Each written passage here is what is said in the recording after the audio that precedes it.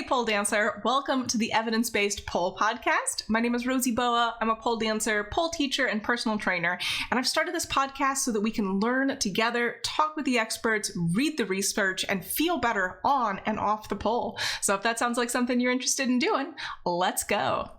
Hello friends, we've got a really great episode today with Yasmine Mucher. We go over basically the basics of what you need to know for the care and keeping of your body to not just succeed in pole and progress on your pole journey, but also just feel good. That said, we do talk about some things that may be sensitive topics for some folks. So we do talk about weight loss, we talk about calories, we talk about different foods. We mention, potential ingredients. So if orthorexia is something that you've struggled with in the past, might be something you choose to stay clear of or not, up to you. So if those are things that you're not going to be good with hearing about today, I will see you in the next one. I'm joined today, I'm very excited, by Yasmine Mucher, who is a lot of things, but you may know as Bend Don't Break 2 on Instagram. I'm trying to remember your exact handle off the top of my head. Bend Don't Break AT. AT. Mm-hmm. For athletic therapy, I'm assuming? Yeah. Oh, fabulous. So let's start with that. Who are you? What do you do? What the heck is athletic therapy? That's a thing. What totally. is it? Yeah. So my name's Yasmine. I was a professional circus performer. I focus mostly on trapeze and duo trapeze and duo acrobatics. And then I studied kinesiology at Dalhousie University, and then I studied athletic therapy at Mount Royal University in Calgary. So I'm a certified personal trainer through CSEP. I'm a registered kinesiologist, and I'm an athletic therapist. So as we previously discussed, so kinesiology, it's only a registered health profession in the province of Ontario. So it being registered just means that it is regulated by the government, and we have certain acts we can and cannot perform and certain things that we can do under delegation from other registered health professions. It allows us, therefore it's a bit easier to get insurance coverage for kinesiology and makes our practice a lot more, our scope of practice is a lot more regulated. So Ontario is the only province in Canada that has kinesiology as a registered health profession.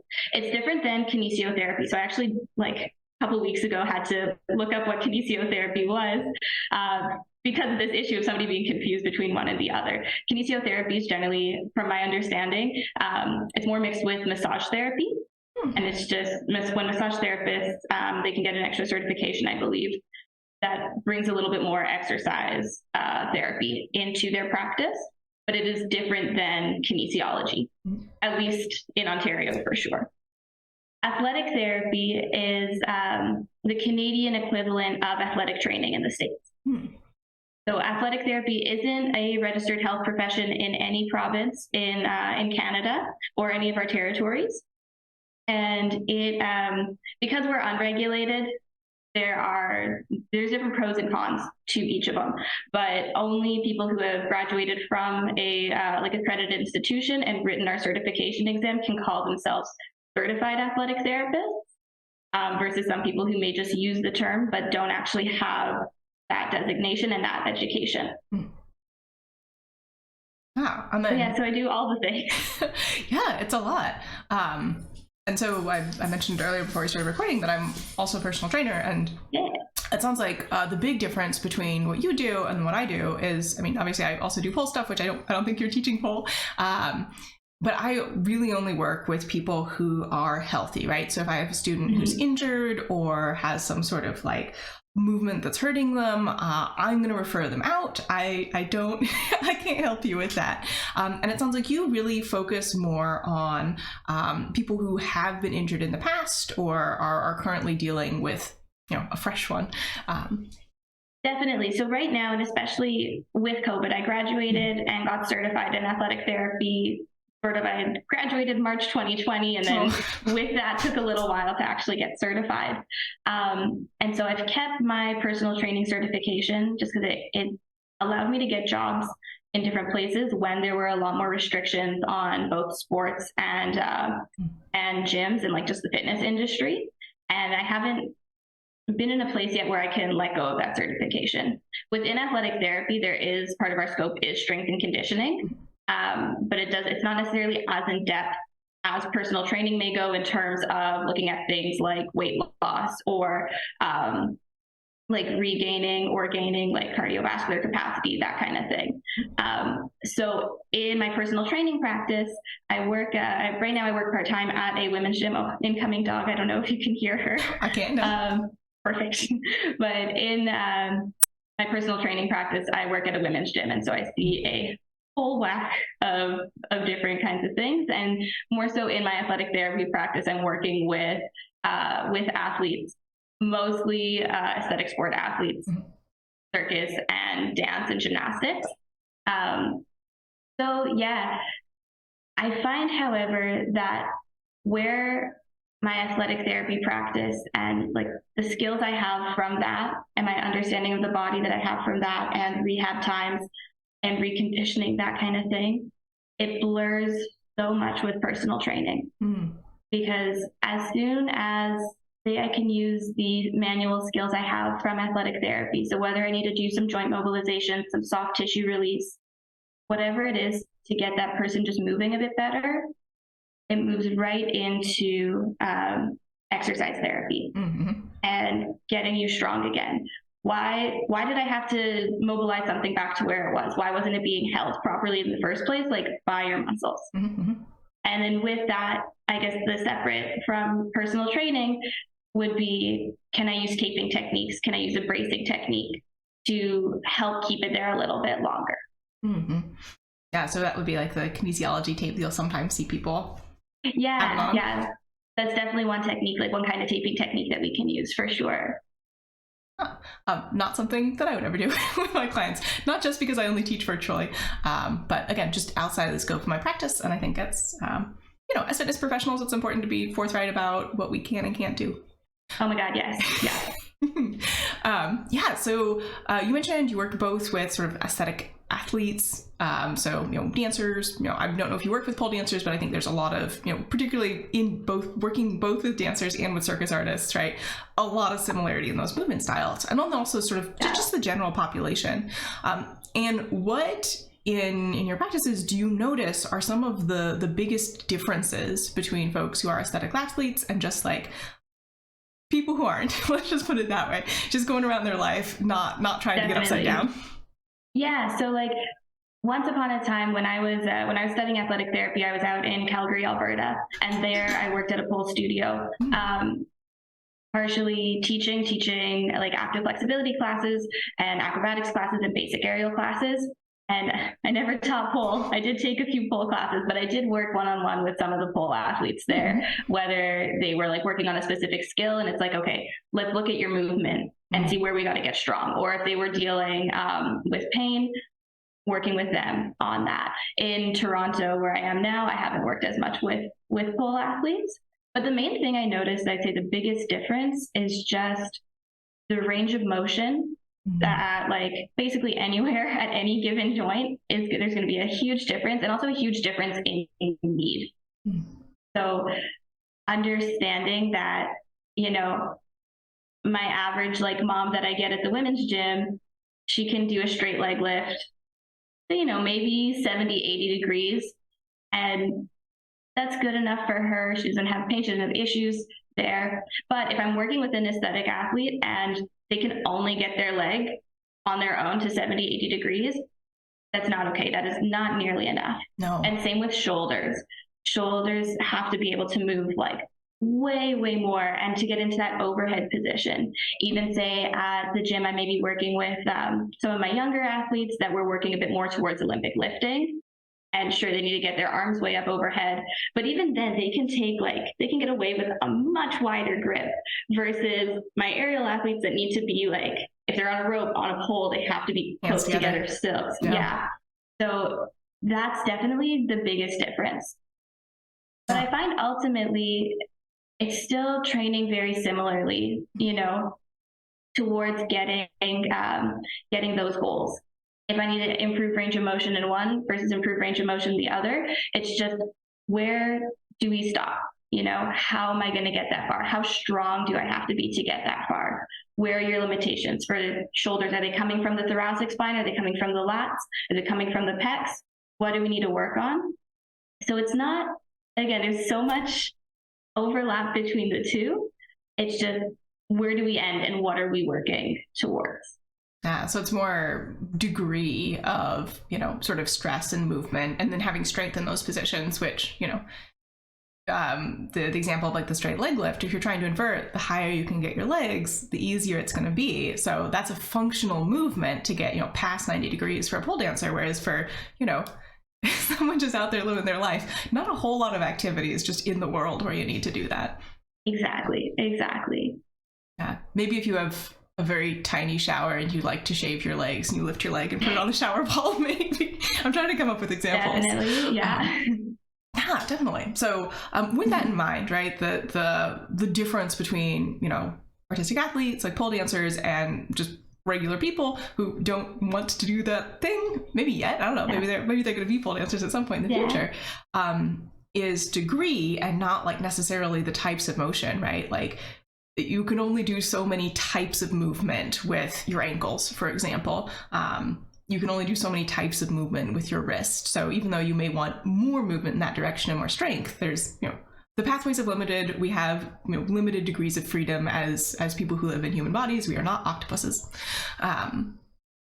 Yes. So what are like the fundamental things that someone who's like, okay, I want to build my mobility, I want to build my strength, I have this movement goal, right? Maybe I want an aerial invert, maybe I want a handstand, maybe I want to do a front split, I want to get towards there. What are the basics that they need to understand, knowing that those are also going to be the basics that just like a person in the world is going to need to learn to change their movement in a way that makes their life easier? Definitely. So I'm gonna potentially change this question a little bit and go to the idea of like, what are the basics? So when somebody comes to me, whether it's for fitness, whether it's for injury rehabilitation, whether it's for like a specific skill, quite frankly, if we're not fueling enough, if we're not hydrating appropriately, if we have crappy sleep or crappy like recovery, and if our basic movement patterns, so when we talk about movement patterns, our squat, our hinge, our single leg squat or our lunge, whatever you want to call it, our pushing, our pulling, so that shoulder motion, if those things aren't there, then anything else we try to do on top of that isn't going to be optimal. So it's not to say that like, no, it's never going to happen. Oh, it can happen. Our bodies are great compensators and we'll find a way, but it ups our risk for injury. It limits our ability to move as efficiently if we're using like a compensated pattern. So rather than like, let's say going down a straight highway to get to our destination, we're going down like a little detour, little side route, and then getting there. So it makes it longer, harder to get to that thing. So that's the basics. So somebody is coming to me injured, somebody's coming to me not being able to get a skill or just wanting to get stronger. They feel like they've plateaued. These are the things I want to look at like right away, because it's something that is like, so I found in working with like, again, really different populations, it's constant between them. It is a constant between them that these are things that get sort of left in the dust. And I find it's really easy. It's so funny right now at the gym, we have all our little teenagers are coming in now after school. And it's so awesome to see, we have like 13, 15, 14-year-olds coming in and wanting to work out. And they're on TikTok being like, let's try this exercise. Let's try that exercise. And it's just like, oh, but you can't squat to begin with. I think that'll sound very familiar to some pole dancers, probably. True. And like, that's the same thing. You see the same thing. You see the fancy trick and you want to do it. But do you have the strength basis to get there? Do you have the energy availability to put in the work to get there? So if we start from the top of that, so are we fueling enough? I find like diet culture is gonna Yeah. But the things we see with that, so really restricting calories, that people think that 1,200 calories is enough for like anyone aside from a toddler, like to function.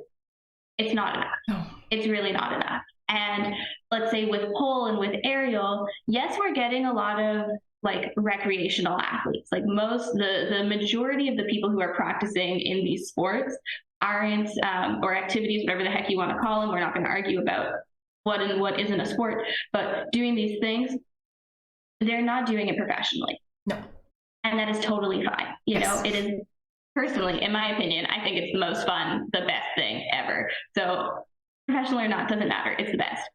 But fine, whatever. We're doing 2 or 3 classes a week. Maybe on top of that, you have a kid and you're running around with your kid and you're grocery shopping and you're doing laundry. That still adds up, or you do pole on Saturdays and the rest of the week you run. That still adds up. So generally for somebody with female physiology, generally minimum 2,000 calories. Yeah.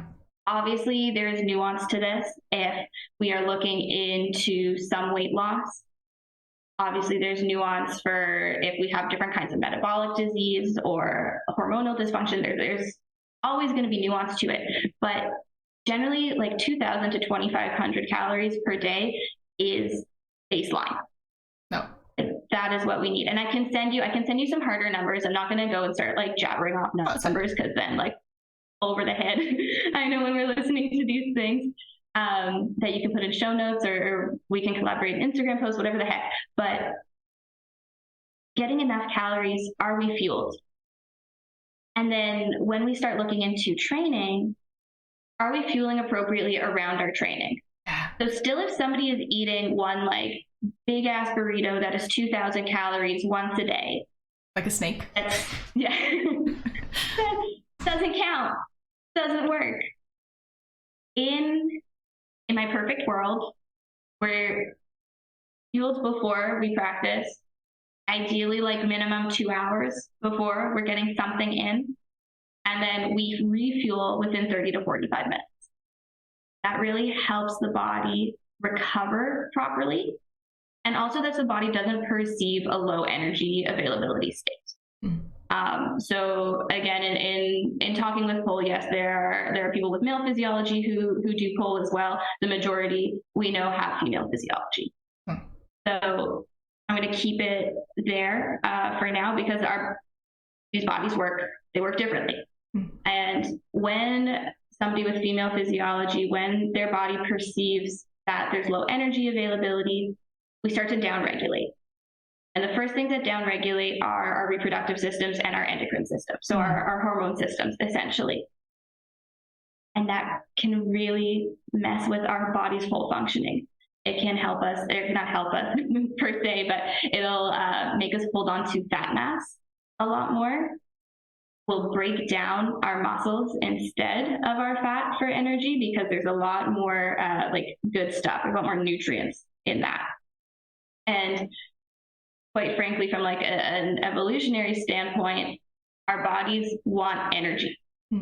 So it'll hold on to fat mass longer compared to muscle mass, or rather like lean mass compared to fat. So are we eating enough? That is number one. Number two is looking at our macronutrients.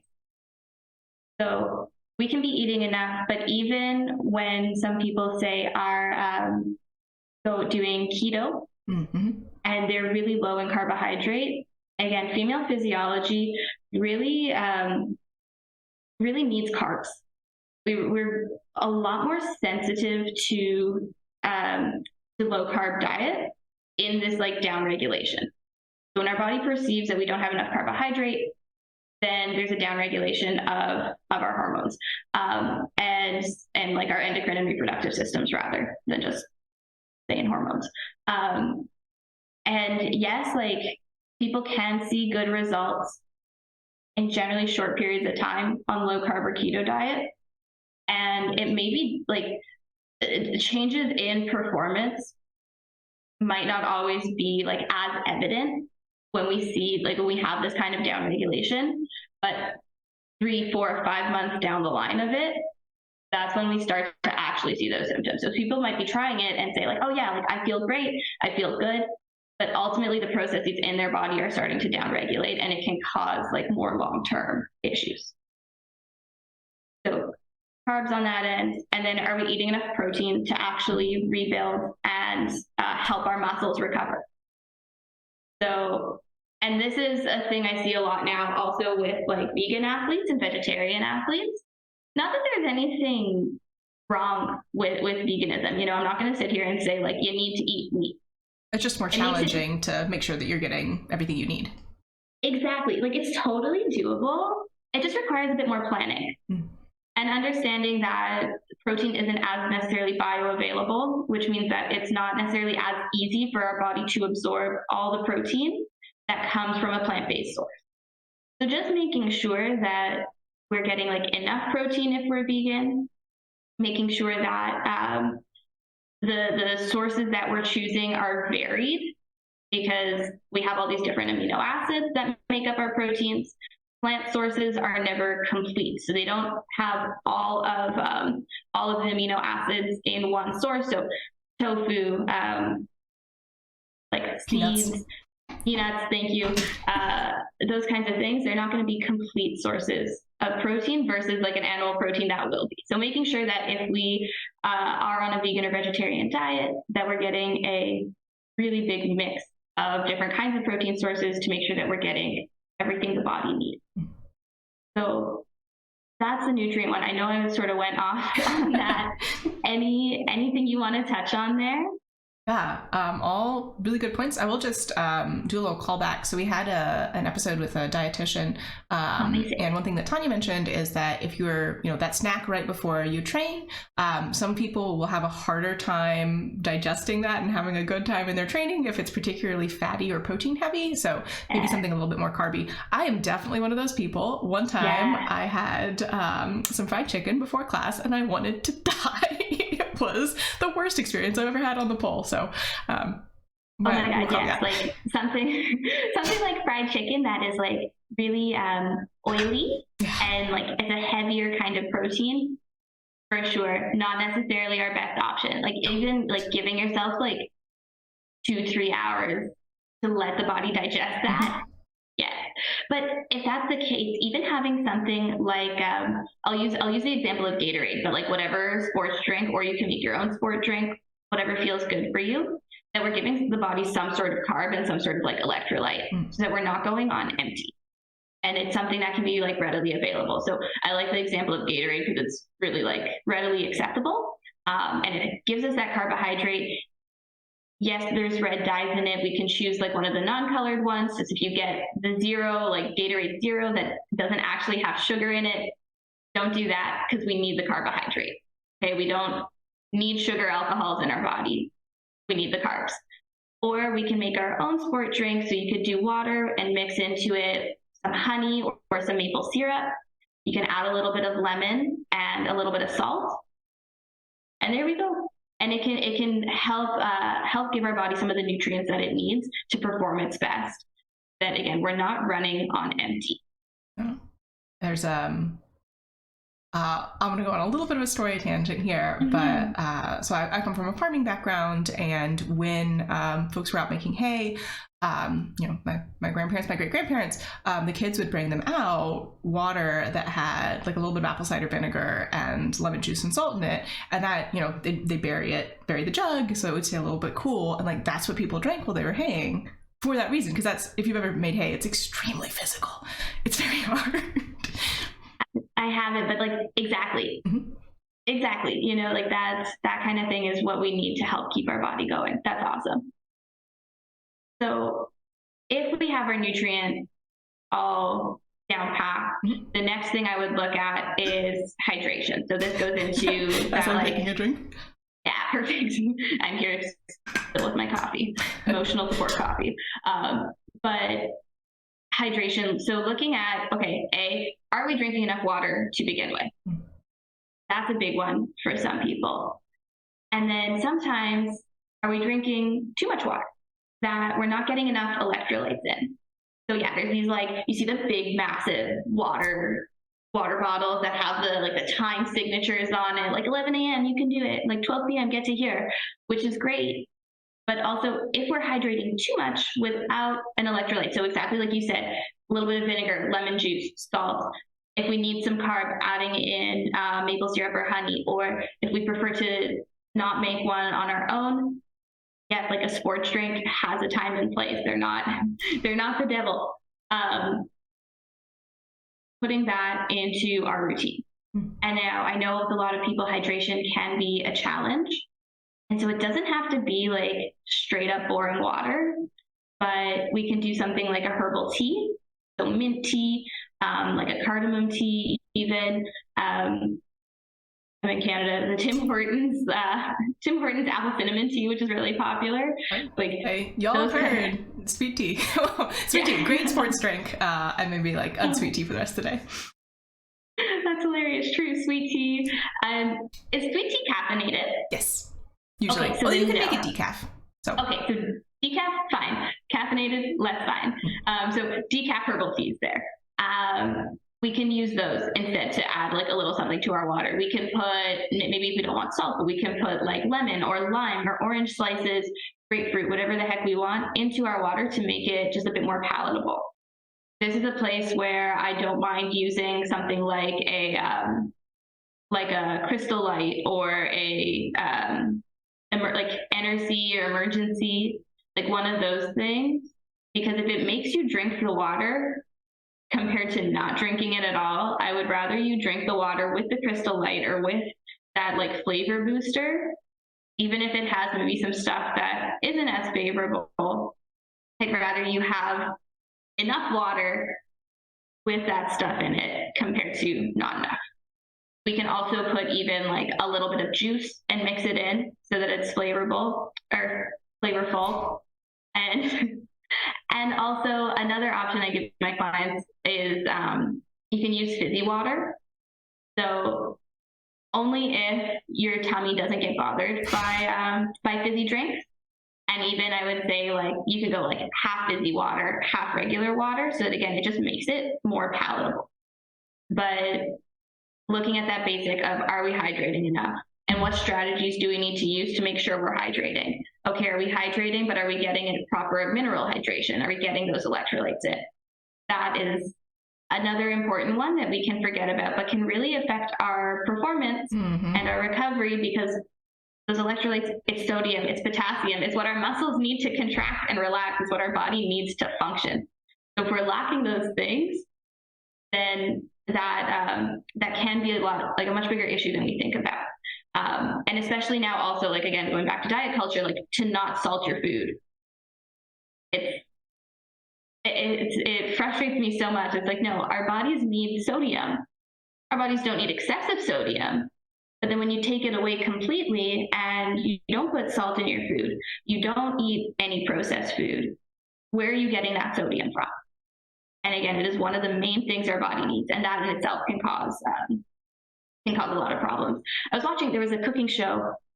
It was like some silly one on, I think, like Amazon Prime or something. I don't know. But like a really like not popular cooking show. And there was this family and they're talking about how they all have thyroid issues. They refuse to salt their food. And they're using iodized salt. No, and then they refuse to salt their food in this competition because they're like, it's unhealthy. And they're like, we all have thyroid issues. Like, oh, do you? Like, what? Because again, when we're not giving our body the nutrients it needs, it's not going to function. And demonizing whether it's an entire food group, whether it's a macronutrient, whether it's a micronutrient, is not the answer. We need to have all of them in appropriate amounts. Yeah. So we're omnivores. I like to, if any of you are people who enjoy going to zoos, sometimes I'll like I'm a nerd. Sometimes I'll like read research into like putting together diets for different zoo animals, and like raccoons, they're like a little bit of everything. They need the variety. It's what makes them happy, healthy raccoons. We like raccoons. We need the variety. Yeah, I mean, I'm in Toronto. We love our raccoons here. It's true. You see them all the time, and they'll eat anything. A raccoon has eaten candy out of my hands before, which I don't recommend, but it's happened. So after we look at nutrition, hydration, I say the next thing is sleep. Sleep / stress / recovery. Basically, are we giving our body adequate sleep to be able to recover well and to function properly? And then are we getting enough parasympathetic nerve activation? So that rest and digest state that lets our body rebuild. For a lot of people, and again, I'm going to say it probably 10 more times in this episode, but diet culture and that fitness culture, that we have people going to do HIIT classes twice a day, or, I'm going to do my pole class, and then I'm going to do another class right after, and then I'm going to go somewhere else and do something else. It's pretty common for studios to offer unlimited passes and then have classes every single day, and for folks to take them. And that's too much. Exactly. So are we giving the body appropriate time to recover in between exercise? Are we using recovery practices at home? So things that foam rolling, deep breathing or meditation practices, to help us get into that recovery state, that rest and digest state. And then when we look at sleep, just quite frankly, are you sleeping 7 hours a night? When, and again, the culture we have of hustle, go, do this kind of thing, almost make your body suffer. It's really not productive for actually getting us to be the best we can be and to function optimally. And again, with everything we're saying here, yes, your body can function without these things. But when we look at functioning optimally, this is the things that we have to have in place. So even if we sleep just 5 to 6 hours a night, then we can see reductions in muscle strength. We see an increase in injury risk. We see changes in mood, and changes also in insulin sensitivity even. Reaction time goes down as well, which is important in pole. Yes, exactly. Right. So are we sleeping enough? And then if we're not, okay, let's look at our sleep hygiene. Do you have a nighttime routine? Because it sounds but that's for my child. No, it's for you too. Getting a routine in place to tell your body, hey, this is the time to calm down. This is getting your body ready to sleep. Making sure that we're sleeping in a dark room. So whether we need blackout curtains or using a face mask, keeping our room cool. So we sleep better. We are more able to access deeper sleep in a cool room. So whether that's getting a little fan, I had in our house here, my room is on top of the garage and at the side in the corner, and the AC doesn't reach it, the heat doesn't reach it. So in the winters I'm freezing, in the summers it's boiling. And I have my little my little AC unit that I got for $20 on Amazon. It does the job, but keeping the room cool can be very helpful. Going back to nutrition, making sure we're getting enough nutrition in. Ideally, we're not eating a big meal about 2 hours before, or from about 2 hours before we go to sleep. I'm all for bedtime snacks. And I'm sure many pole dancers are. I'm of the ilk that I get hungry. I'll wake up hungry in the middle of the night if I don't eat enough, or I'll wake up really early and I'm I need to eat something right now. So bedtime snack is fine as long as it's something that's a bit easier to digest. So a rice cake with a little something on it. Some sort of I'm losing the word. White carb, simple? Easy to digest carbohydrate. Simple, thank you, that's the word. Simple carbohydrate. Maybe some fruit. But yeah, exactly, fruit, that kind of thing. So not having a big heavy meal, no fried chicken right before bed, but making sure that, we're not gonna have our body worried about something else while we sleep. And obviously trying to limit screen time before bed, aiming for about 2 hours before bed. and limiting alcohol intake before bed as well, as those can really affect not necessarily like, oh, I need this to fall asleep. I have a glass of wine, it helps me get to sleep, but it impacts our quality of sleep, which even if we're sleeping 9 hours, if it's poor quality sleep, it's still going to have the same effect as if we're not sleeping enough. So looking into those practices, are they all there? Is our body excessively stressed out? And that is all aspects of stress, whether that is physical stress, like are we training too much? Are we like mentally stressed out? Like what's going on in our lives, that kind of thing. And what practices do we have in place to manage those things? Yeah. One of my favorite techniques for stress management is the spheres of control technique. So basically you sit and you write out things that are within your control, things that maybe you like have some control over, but not 100%, and things that are completely out of your control. Mm-hmm. And it's helpful to be able to visualize what are those things in my life that I'm like stressing about, but what do I actually have control over? What do I not? And we can take the time to like grieve the lack of control over certain things and acknowledge it and say, yes, this is the thing, and I am allowed to be afraid about this thing, or I'm allowed to be stressed about this thing. But also, here are the things that I do have control over. And this is what I can do. And I can put my effort and my energy into these things rather than those. And it gives us action steps towards like managing the different aspects of our lives that may be stressful, but it also allows us to say, hey, I am allowed to be like stressed about these things, and I can give myself the time to be stressed about these things.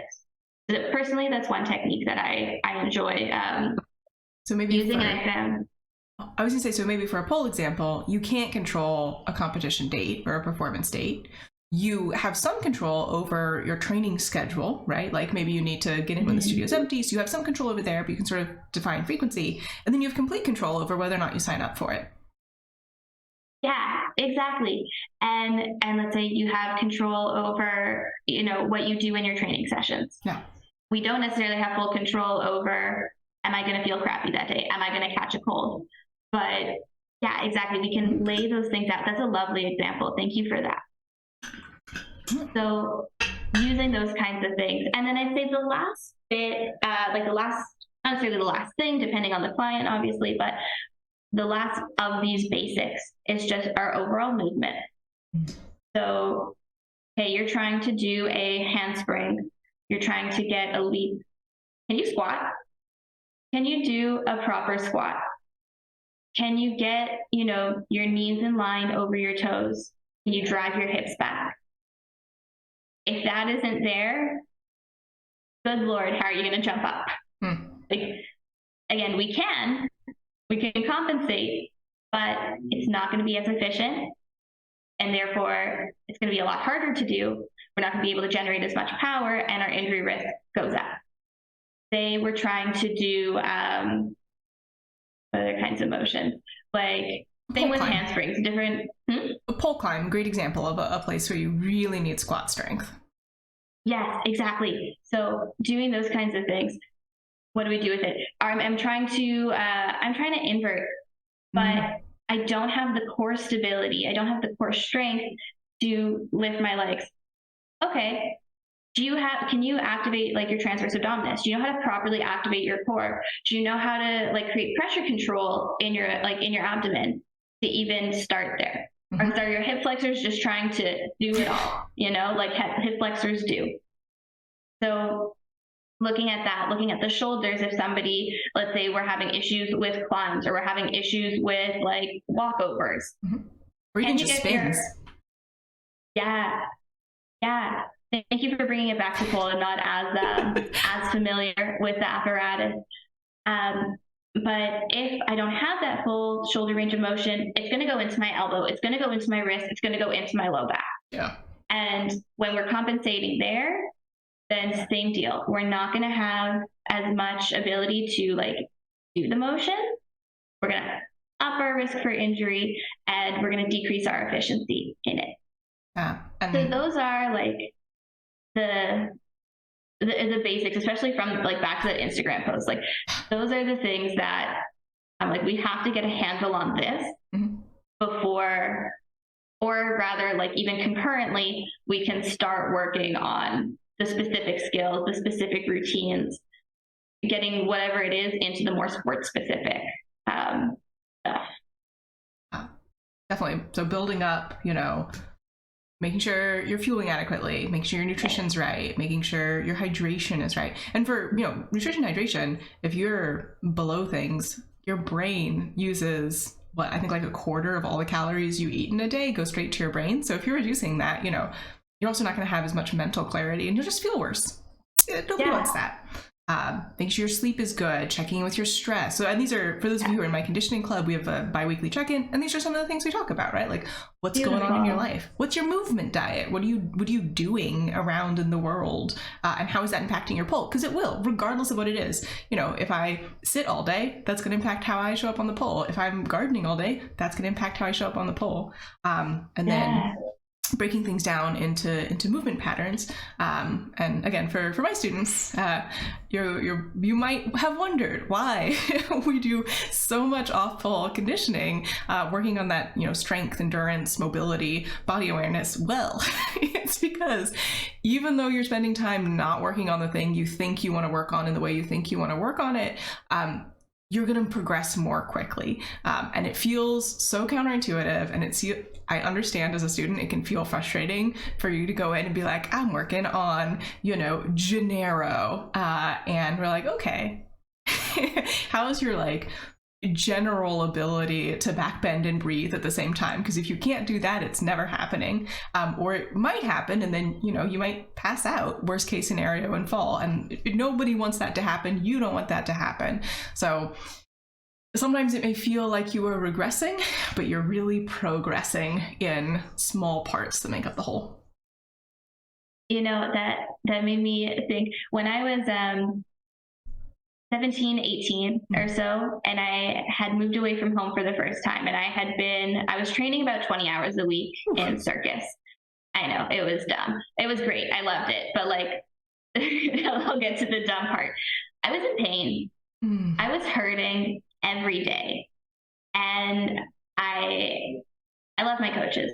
I wouldn't change anything about the experience, but it was just a different experience, and we just didn't know as much as we know now. And all my coaches were Eastern European, you know, so I was hurting and they were like, normal? Yes. Of course. Yeah, exactly. And then I went to university and like my body just absolutely crapped out. And like, it hurt to walk. You know, I remember once like running across the street to get a light and just being like, oh my God, like what just happened? And I ended up, and this is ultimately what led me to athletic therapy, was I went to the athletic therapy clinic at my university. And I got really mad one day because my therapist asked me to squat. And I couldn't, it was awful. It was so, like looking back, I'm like, oh, that's like embarrassing. But he was like, you can't be a gymnast if you can't squat. And I was really pissed off because I was like, I keep telling you, like, I'm not a gymnast. I am a circus performer. Like, I'm an aerialist. This is what I do. It is different than gymnastics. But he was right, quite frankly. And I didn't realize that until years later. And it would still irk me just thinking about how he was like telling me that I had to do this thing. And I'm like, no, I do the thing without the squat. That's not the problem. And now I'm like, it definitely was the problem, and I would have progressed so much more in my acrobatics. My acrobatics were always a really big struggle for me. It took me way too long to get those skills. I started at 13, which is like kind of late, but I'm like late. For people listening, big air quotes there. But I was done growing and just struggled a lot with those skills. And I'm like, had I had some basic strengthening that we would do and basic like movement patterns taught, I'm so curious as to what I would have been able to accomplish, and also how my body like would have felt. You, especially recreational folks, you should not be in pain because of your hobby. This is a fun thing that you do. My studio sort of tagline is "Pole should make you feel better," and if it's not, something's wrong, something needs to change. It might be, how often you're training, it may be what you're training, it may be you need to add other stuff, it may be you need to take away other stuff, but something needs to change. Just being in pain all the time is not normal. And I say that, of course, folks who have cognitive illness and chronic pain, my heart goes out to you. That's not normal. That's a rough road to hoe. But if there's, a reason for it, and the reason is just like the thing you're doing for fun to feel better, that's just, as a fitness professional, not acceptable. We gotta change something. Right. And when I started was 2008 or so. And so, the culture also like within circus and aerial was completely was very different. I think there's been really great change in the past, absolutely 5-7 years, but circus hurts. That's what we would say. It hurts, deal with it. And yes, it hurts, but it should hurt appropriately. And it should hurt in certain ways and not others. Yes, there will always be friction and pressure. Those are unavoidable, but there shouldn't be, pain in your joints. That's avoidable. Right. I look back and I'm like, geez, why? Why did nobody say, hey, go to a physical therapist, please? Even anytime I would do a straddle stretch, I would get burning in the side of my leg. Which, looking back now, I'm like, you were probably just impinging a nerve a little bit in that position because you only trained passively. That's what we did at that time.